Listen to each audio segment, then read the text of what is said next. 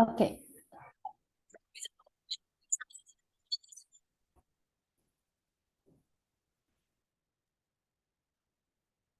Yes, Kinley, you can start.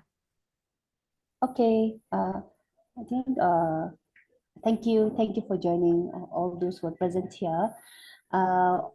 Regarding since we are holding this webinar series on women health, today's topic is adolescents sexual education. We have a speaker, Dr. Pupawandi, a gynecologist in Bhutan. He had his MBBS from University of Colombo in Sri Lanka and MD gynecology in Nisargapur University of Medical Science in Bhutan. And currently he is pursuing his fellowship in reproductive medicine in Singapore.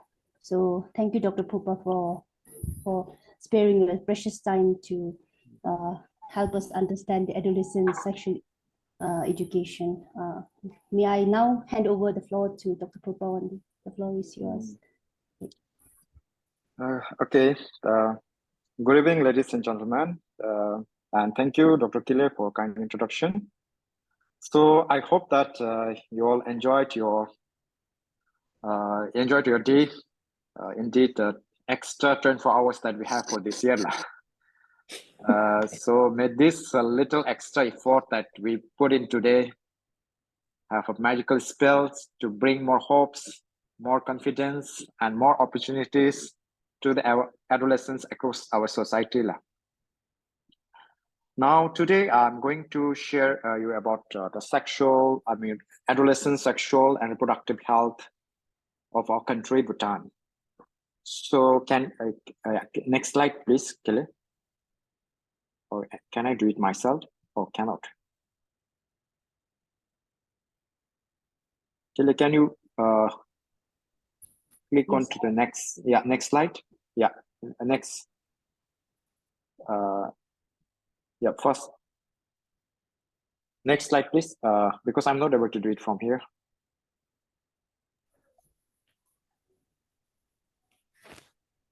I wish I can do it from here.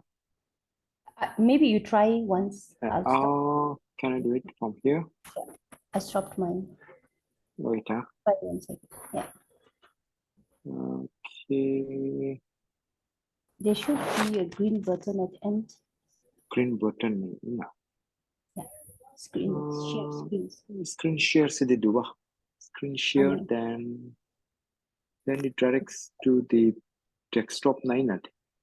Directly go there. Yeah. But I think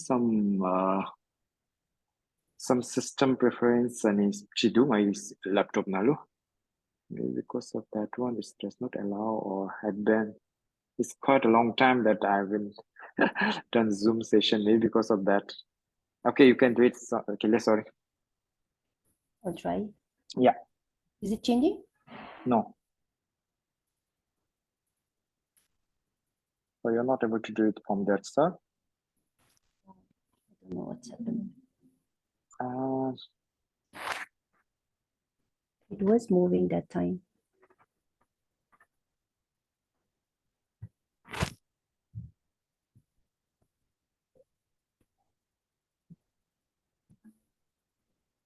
Let me do it. I'm so sorry. Pardon us, please.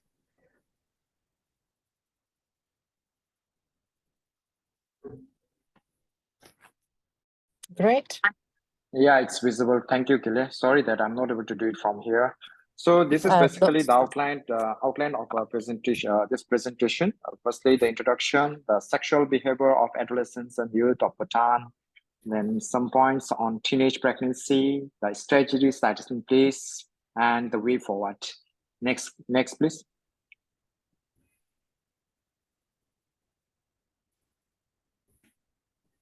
It's not moving. Oh, it's giving an problem. Yeah, I don't know what's happening. Why? What could be the reason? Benzin şişe ya. Bir de bir şey muhtemelen.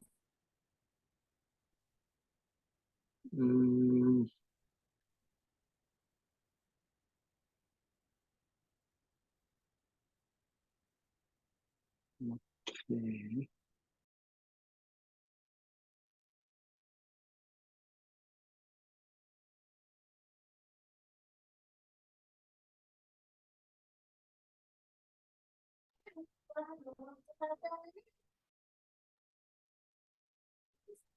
Yeah, it's going right. Yeah. Okay, now what is actually the adolescent sexual and reproductive health? So it means that it's a physical and emotional well-being of adolescents, and it includes their ability to remain free from unwanted pregnancy, the unsafe abortion, infections, and all forms of sexual violence and coercions. Next.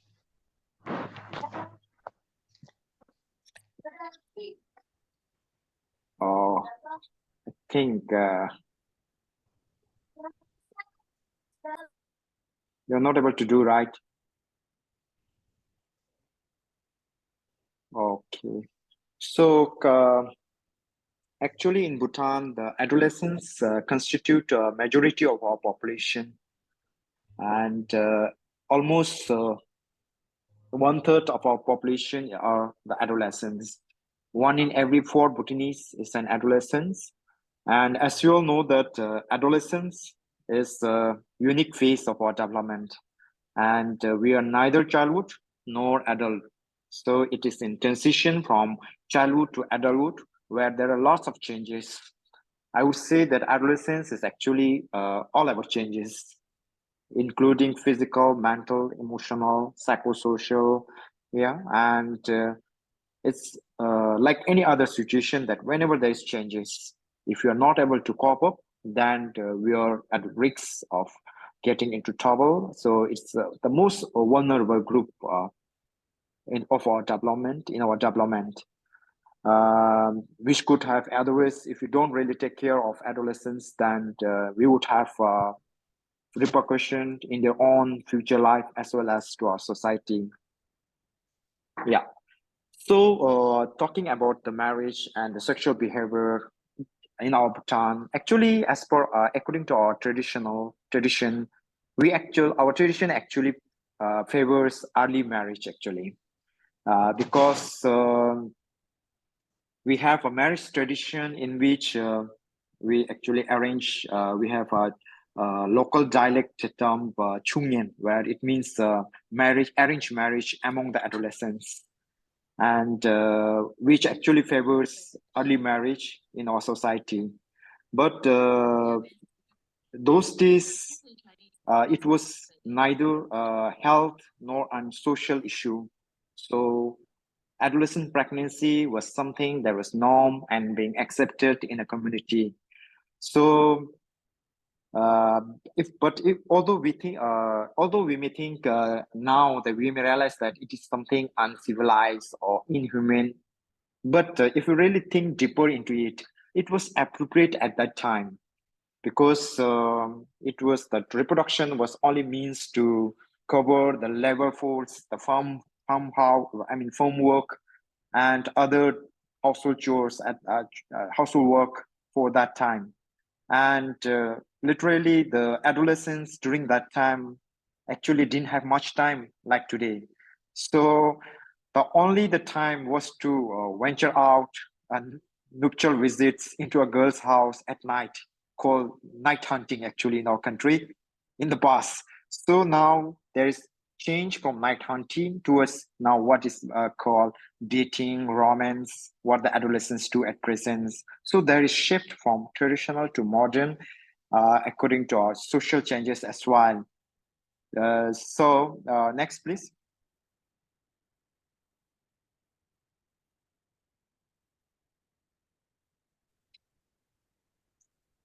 Hello, could you? Okay. Now, so coming to the sexual and marriage and the sexual behavior, as of our data, that almost more than 1/3 actually, 37% of females, youth, adolescents and youth, were married before the legal age of 18 years. As per our Penal Code of Bhutan, the legal age for marriage is 18 years. However, despite the legal age of 18 years, almost the studies have found that 37.5% of females were married before the legal age of 18 years, and even the 6% were married even before 15 years. and about 3.5% of females had sexual debut less than 15 years of age. Next. So, what is the sex as per our youth? As per the in one of the survey done in Bhutan, where they were asked, the youths were asked what actually means sex to them, and these are the answers that given by the adolescents that time. So one of the male participant have said that we never know when we will die, so it's better we experience sex at least. This was the youth's perception about sex. And when it compares to male participants, whereas the female seems to be more cautious, of course. And one of the female adolescents have said that sex can give us happiness for a few minutes, but destroy our life. And it is not a source of entertainment or enjoyment for us since we get pregnant after sex. So these were some of the answers given by the youths during the survey. Yeah, next. So coming to the next, teenage pregnancy, it's a big issue and been a very big issue since the past, and it still persists till now. So why actually teenage pregnancy happens? Of course, it is due to the lack of sexual health information in the very first place. And although at the modern time, the informations are easily accessible, despite that, the teenage pregnancy still occurs. So it is not only about lacking in adequate information. Sometimes whatever the service we provide are actually not really adolescent friendly. They are very not able to come to health service to seek the services confidently and very comfortably. And another thing is that there is a stigma still surrounding the non-marital sexual activity. So we assume that the marriage is the card for sexual activity, something like that. So they are not able to seek the health services since they are not married. Yeah, next. Next, Kelly. Oh, it's still not working. Can you go to next slide, please? Oh, so sorry about this slide. Huh?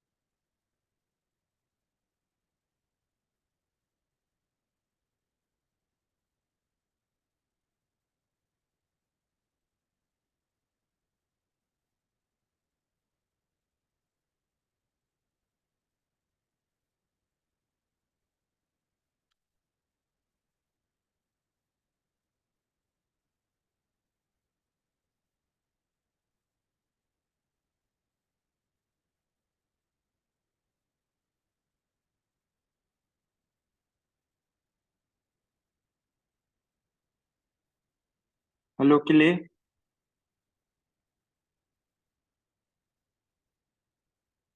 Okay, some problem.